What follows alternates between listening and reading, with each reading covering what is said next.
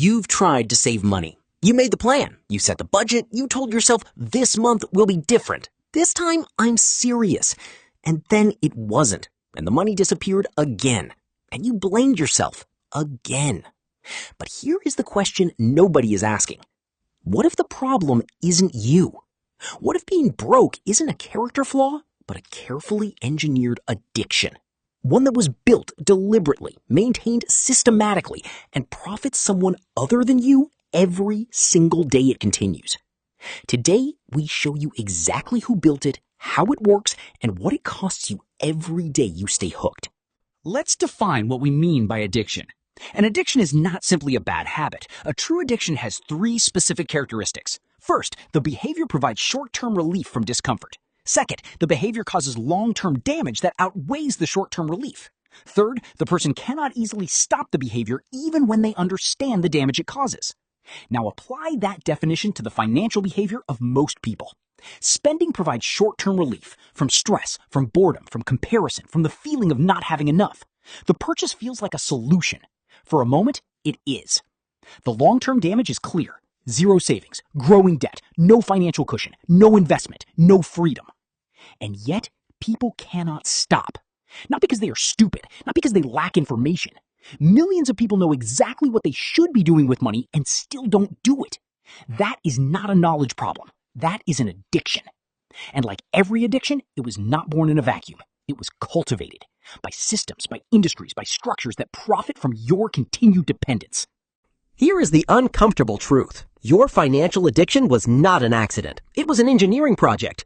The consumer economy, the entire system of modern spending, was deliberately designed in the aftermath of World War II. Economists and industrialists faced a problem. Factories that had produced war equipment now needed to produce consumer goods. But people raised in the Depression era were savers by nature. They didn't spend unnecessarily. They repaired things instead of replacing them. They saved first and bought later. This was a problem for an economy that needed consumption to grow. So a decision was made, not in a single room, not by a single villain, but systematically, across industries, over decades. The decision to engineer a culture of spending. Planned obsolescence was introduced, products designed to break or become unfashionable quickly, so they needed replacing. Consumer credit was expanded, making it possible to spend money you didn't have yet, normalizing debt as a lifestyle. Advertising evolved from informing people about products to manufacturing desire, creating needs that didn't exist before the ad ran. And the most powerful tool of all, identity was attached to consumption. What you own became who you are. Your car, your phone, your clothes, your neighborhood. Not buying became social failure. Spending became self-expression.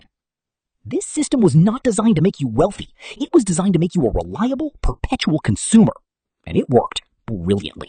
Now let's look at exactly how the addiction operates today. 4 mechanisms, all running simultaneously, all designed to keep you financially dependent. Mechanism 1, instant gratification infrastructure.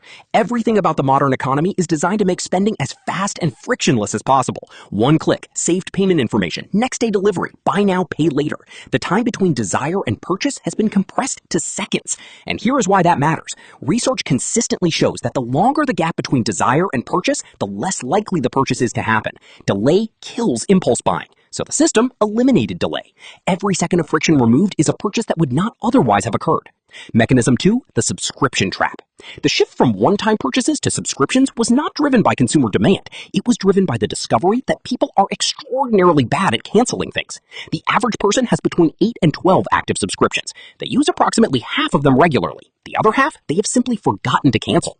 This is not laziness. This is the exploitation of a cognitive bias called the status quo bias, the tendency to keep things as they are rather than actively changing them. The subscription model was designed around this bias. Set up once, collect forever. Mechanism 3, social comparison as fuel. Social media did not invent comparison, but it industrialized it. Before social media, you compared yourself to your neighborhood, to the people you physically encountered, a manageable, limited sample. Now, you compare yourself to millions of people simultaneously, and specifically to the best version of their lives, the highlight reel, the vacation, the purchase, the achievement, all day, every day, in your pocket. Each comparison creates a gap between where you are and where you feel you should be, and that gap creates discomfort, and discomfort creates spending. The platforms profit from your comparison anxiety. The brands profit from your resulting purchases. You pay for both. Mechanism 4, financial illiteracy by design. We covered this in a previous video. 16 years of school, 0 lessons on money. This is not a curriculum oversight. A financially literate population is harder to sell to, harder to keep in debt, and harder to keep working for wages that don't build wealth. Financial illiteracy is the foundation on which all the other mechanisms rest. Without it, instant gratification loses its power because you can calculate the true cost. Without it, subscriptions get canceled because you track where your money goes. Without it, comparison loses its grip because you understand that net worth is invisible and most people are not as financially ahead as they appear. Financial illiteracy is not a bug in the system. It is a feature. Let's put a number on what this addiction costs the average person over a working lifetime. The average person spends approximately $18,000 per year on non-essential consumption, things that don't build assets, don't create lasting value, don't invest in future income. This includes impulse purchases, forgotten subscriptions, finance depreciating assets, lifestyle inflation that tracks every raise. $18,000 per year over a 40-year working life. That is $720,000 spent on the addiction. But that is not the real number, because that $18,000 per year, if invested instead at a modest 7% annual return, becomes $4.7 million over 40 years. The addiction doesn't cost $720,000. It costs $4.7 million. That is the price of the engineered dependence, paid not in dramatic moments, but in small, daily, normalized transactions. The subscription you forgot, the financed car, the purchase that felt like comfort, the upgrade that felt like progress. $4.7 million, one transaction at a time. Here is what nobody tells you about addiction. The first step out is not willpower. It is not discipline. It is not a budget app or a savings challenge. The first step out is seeing the system clearly, because you cannot fight what you cannot see. And for your entire life, the system has been invisible. It arrived before you were old enough to question it. It was presented as normal, as just how things are, as your own free choices. They were not entirely free. They were shaped by systems built to profit from your dependence.